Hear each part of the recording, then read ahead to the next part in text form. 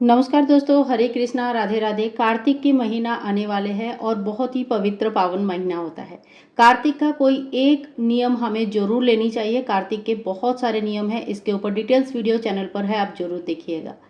आज के वीडियो में हम बात करेंगे कार्तिक महीने में दीपदान की।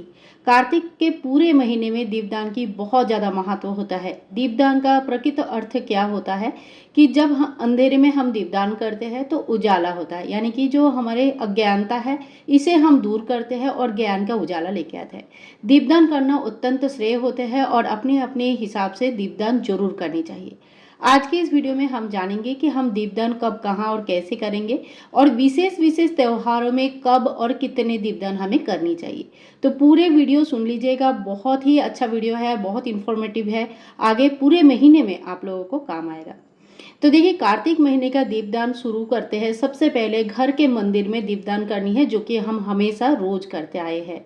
तो घर के मंदिर में एक दीपदान जैसे होता है नॉर्मल, वो दीपदान हमें हमेशा ही करते रहना है। इसके अलावा देखो, कोई बहुत बड़ी मनोकामना अगर है, जैसे बेटी की शादी, नौकरी, घर, कोई चीज़ अटकी पड़ी है, बिल्कुल नहीं हो रहा है, ऐसे में पूरे कार्तिक के महीने में, शरद पूर्णिमा से लेकर कार्तिक पूर्णिमा तक पूरे कार्तिक के महीने में संकल्प लेके भगवान श्री विष्णु जी के सामने अखंड दीपदान करते हैं बहुत लोग। इस दीपदान की विधि थोड़ा कठिन है और एक महीने तक कंटिन्यूअस आपको दीप का ख्याल रखना होगा। इतना बड़ा दीपक लेनी है, उतना ही तेल, उतना ही सबसे घी व्यवस्था करनी है। तो अगर आप इस दीपदान का नियम लेते हैं तो उसकी संपूर्ण तैयारी करके तभी नियम लें। विष्णु जी के सामने अगर अखंड दिया नहीं जला सकते तो सुबह शाम का एक अलग से दिया भी आप भगवान श्री विष्णु नारायण के सामने प्रज्वलित कर सकते हैं। इसके बाद जो सबसे ज़्यादा महत्वपूर्ण होता है वो है माता तुलसी के सामने दीपदान करना। सुबह शाम दोनों टाइम कर सकते हैं। सुबह अगर करना है तो सूर्योदय से पहले अंधेरा रहते ही हमें दीपदान करनी है।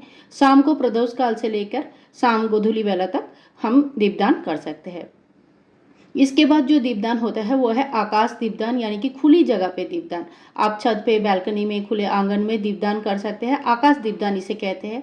अगर संभव नहीं है तो कोई घर के ऊंची स्थान में खुली जगह पे आप एक बल्ब लगा दीजिए या किसी भी प्रकार का लाइट का व्यवस्था कीजिए, जो कि कार्तिक के पूरे महीने में शाम से लेकर सुबह तक प्रज्वलित रहेगा। इसे बहुत ही अच्छा माना जाता है।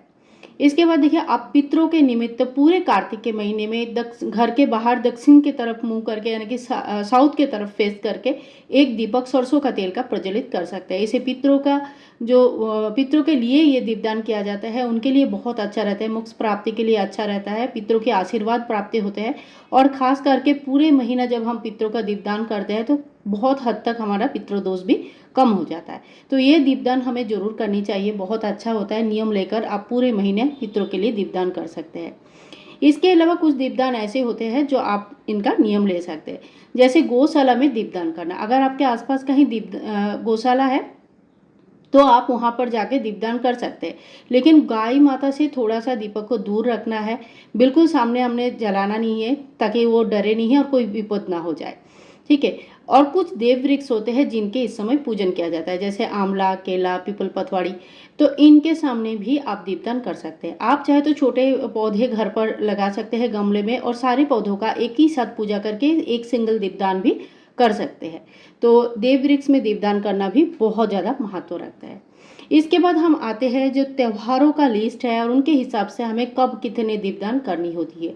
इसका आप चाहे तो एक लिस्ट भी बना सकते हैं और अकॉर्डिंगली आप दीपदान कर सकते हैं। तो देखिए, सबसे पहले यहाँ पे गोवस्था द्वादशी आता है, जो कि दिवाली का ही जो 5 दिन त्यौहार रहते हैं, ये धनतेरस के एक दिन पहले आते हैं। इस दिन गौ माता के सामने एक दीपदान करना बहुत ज़्यादा सही माना जाता है। गौ माता में 33 कोटि देवी देवता का बसवास होता है। तो गौ माता को जब हम पूजा करते हैं तो हमारा पुत्र स्थान, पुत्री स्थान, यानी कि संतान स्थान में उन्नति होती है। साथ ही में अगर अर्थनैतिक कोई प्रॉब्लम है वो भी सॉल्व होता है। गौ माता को पूजा करने से घर का सुख, शांति, समृद्धि और वास्तु भी ठीक रहता है। इसके बाद देखिए, दूसरा होता है धनतेरस। धनतेरस के दिन 13 दीपदान का बहुत ज़्यादा महत्व है। वैसे आप 13 से कितनी भी ज़्यादा संख्या में दीपदान कर सकते हैं। दीपदान का कोई संख्या नहीं होता है, यानी कि आप दीपदान कितनी भी संख्या में कर सकते हैं, 1 से लेके 1000 तक, उससे भी ज़्यादा। लेकिन जो कुछ नंबर्स होते हैं जो हमें याद रखना चाहिए कि कम से कम धनतेरस के दिन हमें 13 दीपदान जरूर करना चाहिए। इसके साथ ही धनतेरस में हम यम दीपदान करते हैं, जो चौमुखी दिया हम जलाते हैं, और यम दीपदान का संपूर्ण विधि नियम आपको हमारे चैनल पर मिल जाएगा। तो वो जो दीपदान होता है उसे आप विधिवत ही करें, क्योंकि यम दीपदान करना बहुत ज़रूरी है और नियम के साथ करना बहुत ज़रूरी है। इसके अलावा देखो, दिवाली के टाइम पे लक्ष्मी दीपदान किया जाता है। लक्ष्मी जी के नाम पे एक दीपक जलाया जाता है जो कि घर की दहलीज में जलती है, और ये दीपदान बहुत ही ज़्यादा अच्छा माना जाता है। धनतेरस से लेकर दिवाली के 5 दिन तक कभी भी आप कर सकते हैं। इसके साथ ही देखो, दिवाली होते हैं दीपक का त्यौहार, तो इस दिन बहु दीपदान किया जाता है, यानी कि बहुत सारे दीप इस दिन प्रज्वलित किया जाता है। आजकल लाइट चालू हो गया है, लोग लाइट्स लगा देते हैं और हो जाता है, लेकिन कितने भी घर को लाइट से सजाओ, हमेशा ध्यान रखना दीपावली दियों का त्यौहार है और दिया हमें कभी नहीं भूलना चाहिए। मिट्टी के दिया लेके आइए, पानी में भिगो के रखें, अच्छे से सुखाइए और उसके बाद सरसों का, तिल का तेल से अब दीपदान जरूर करें। मिट्टी का दिया जब हम दीपदान करते हैं तो इस समय घी से दीपदान करना ज़्यादा अच्छा नहीं रहेगा, क्योंकि घी ठंडे के टाइम शुरू हो जाता है और घी जम जाता है और दीपक अच्छे से प्रज्वलित नहीं हो पाती है। ठीक है, ये एक साइंटिफिक रीज़न मैं आपको बताया, बाकी आपकी इच्छा आप कर सकते हैं। इसके साथ देखिए, इसके बाद आते हैं आंवला नवमी, बहुत बड़ी त्यौहार है। आंवला नवमी के दिन 9, 11, 21 आंवले का दीपदान किया जाता है। आप चाहे तो एक आंवले का दीपदान भी कर सकते हैं। ये आंवला नवमी का आंवला दीपदान हमें जरूर करनी चाहिए, और कहाँ और कैसे करना है इसकी डिटेल्स वीडियो चैनल पर है, आगे भी आएगा। जरूर इसके लिए साथ में बने रहिए, टाइम टाइम पे सभी वीडियोस आप सभी के साथ शेयर करती रहूँगी। इसके बाद देखिए, एक दीपदान होता है कार्तिक महीने में, वो है 365 बाती का दीपदान, जो कि बहुत ही ज़्यादा पुण्य फलदायी होता है, बहुत ज़्यादा इम्पोर्टेंट होता है, और हम सभी को ये दीपदान जरूर करनी चाहिए।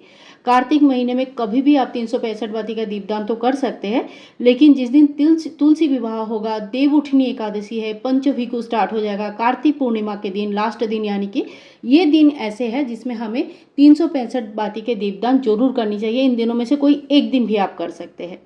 365 बाती कैसे बनाया जाता है, दीपदान कैसे किया जाता है, इनकी सभी के डिटेल्स वीडियो मैं आप सभी के साथ शेयर करूंगी, और ऑलरेडी पिछले साल का वीडियोज़ है, आप चाहे तो देख सकते हैं। इसके बाद देखिए, शुरू हो जाता है भीष्म पंचक, यानी कि पंचभिकु। पंचभिकु 5 दिन के होते हैं और ये शुरू होता है देवउठनी एकादशी से लेकर पूर्णिमा तक। ये पंचभिकु का समय बहुत ज़्यादा इंपॉर्टेंट है। लोग जो पूरे कार्तिक के महीने में व्रत नहीं रख पाए हैं, वो इस टाइम पे 5 दिन की व्रत रखते हैं, दीपदान करते हैं, पंचभिकु नहाते हैं, और बहुत ज़्यादा इंपॉर्टेंट माना जाता है। तो इस समय भी आप चाहे तो इन सभी दीपदान कर सकते हैं। इसके बाद देखिए, आता है वैकुंठ चतुर्दशी। पूर्णिमा से सिर्फ एक दिन पहले वैकुंठ चतुर्दशी बहुत ज़्यादा इंपॉर्टेंट है। इस दिन भगवान शिव जी और नारायण जी के साथ में पूजा होता है और बहुत विशेष पूजा होता है। इस दिन मध्य रात्रि, यानी कि रात के 12 बजे से लेकर 3 बजे तक, इन बीच में दीपदान किया जाता है। आप चाहे तो शाम को भी कर सकते हैं, लेकिन जो शास्त्रानुसार नियम है वो मध्य रात्रि में दीपदान का विधि है, और इस समय 14 दीपदान किया जाता है। इस समय आप चाहे तो मिट्टी के दिए के दीपदान कर सकते हैं या आंवले का दिए का दीपदान कर सकते हैं, पर वैकुंठ चतुर्दशी के दिन दीपदान करना बहुत ज़्यादा श्रेष्ठ माना जाता है, लक्ष्मी प्राप्ति के लिए बहुत अच्छा रहता है।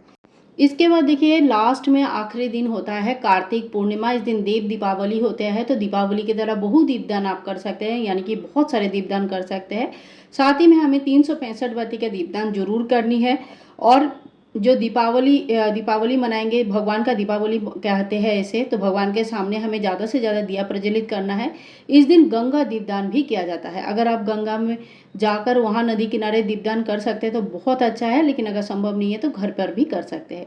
तुलसी मैया को दीपदान करना, नदी किनारे दीपदान करना, ये सारे दीपदान बहुत ज़्यादा महत्व रखते हैं। सो फ्रेंड्स, मैंने आप सभी के साथ आज दीपदान का वो सारे विधि शेयर किया है।